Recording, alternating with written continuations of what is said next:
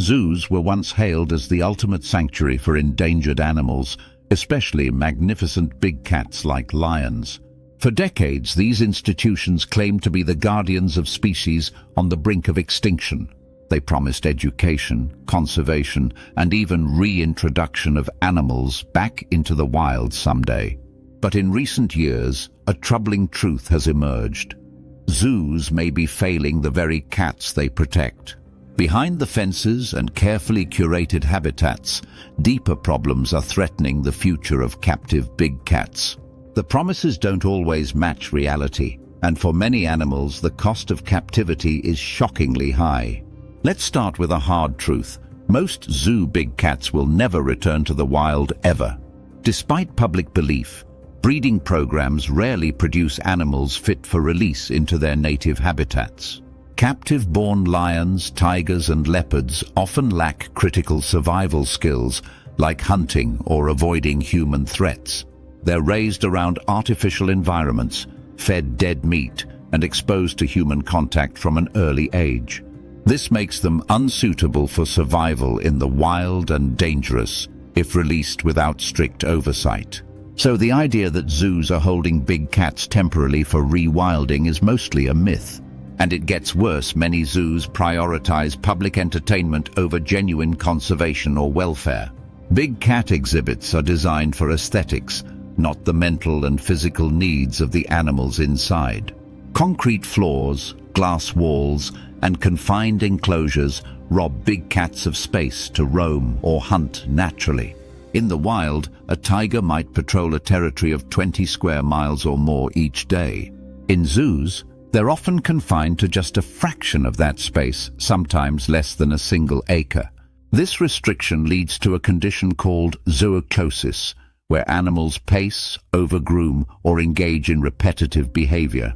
These are not the actions of healthy animals. They're the symptoms of deep emotional and mental stress. Visitors may mistake a pacing tiger for being active, but in truth, it's a sign of suffering. The sterile environment fails to offer the mental stimulation needed by such intelligent and instinctive creatures.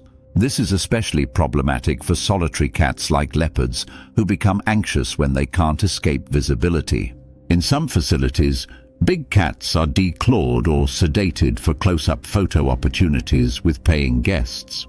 Such practices undermine conservation and turn animals into props for human entertainment and social media clout. Another troubling issue is the questionable genetics in many zoo big cats. Not all captive lions or tigers belong to a specific subspecies recognized in wild conservation efforts. Many are generic hybrids, bred without regard to genetic purity, making them useless for conservation breeding. White tigers, for instance, are heavily inbred to maintain their appearance, often at the cost of health. They suffer from scoliosis, crossed eyes, and immune disorders due to decades of genetic manipulation in captivity. Yet these animals are still displayed proudly because of their unique looks and marketing appeal. What about so-called accredited zoos? Don't they follow strict rules to protect animals and promote conservation? While many reputable zoos strive to do better, even top-tier institutions face ethical and logistical limitations. Funding often depends on ticket sales, meaning animal welfare sometimes competes with commercial priorities. More attention goes toward drawing crowds than replicating a wildlife enriching life for the animals inside. And when big cats grow too old, too aggressive, or no longer breed, some are quietly retired. This can mean being sent to smaller roadside zoos, auctioned off, or even euthanized without transparency. Then there's the problem of overbreeding, where more cubs are born than zoos can sustainably support. Cute cubs attract visitors, but once they grow up, they become costly, space-consuming adults. And there are only so many enclosures available, so what happens when there are too many tigers? In some countries, surplus big cats have been sold to private collectors or poorly regulated exotic pet markets. This trade puts these animals at risk of neglect, abuse, or even slaughter for the illegal wildlife trade. It's a dark, hidden side of zoo operations that rarely makes its way into the visitor brochure. Even educational claims deserve more scrutiny than they receive. Many visitors leave zoos without learning much about wild habitats, conservation challenges, or animal behavior. The focus remains on viewing and photographing animals, not on understanding the threats they face in nature. And when a lion paces in a glass box or sleeps in a fake savanna, what's the message? Is it that nature is vibrant and untamed, or that wildlife can be boxed, bought, and displayed? Studies have shown that true empathy for animals is better cultivated through documentaries, sanctuaries, or wild experiences. Of course, not all zoos are villains. Some genuinely support wild populations through funding and habitat protection. There are zoos that contribute to anti-poaching efforts, fund field research, and rescue injured wild cats.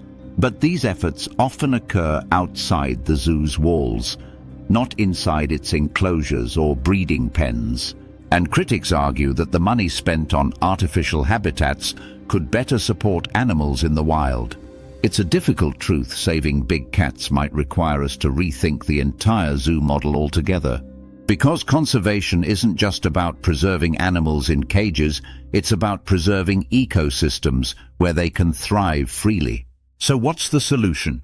Sanctuary-based models offer a powerful alternative to traditional zoo systems. True sanctuaries focus on rescue, rehabilitation, and lifelong care, not breeding, performing, or entertainment. They provide large natural enclosures, minimal human contact, and prioritize the animal's well-being over profit.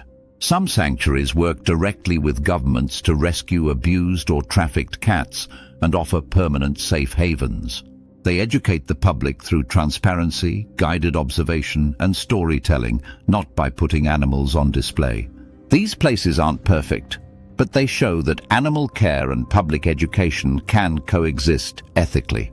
Ultimately, the question isn't whether zoos have good intentions, it's whether those intentions are enough anymore.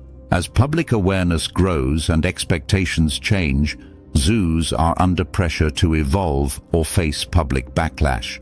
Big cats deserve more than glass cages, and curious crowds, they deserve dignity, space, and true wildness.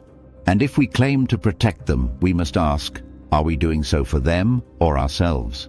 Because conservation isn't a photo opportunity. It's a responsibility, and the future of big cats depends on it.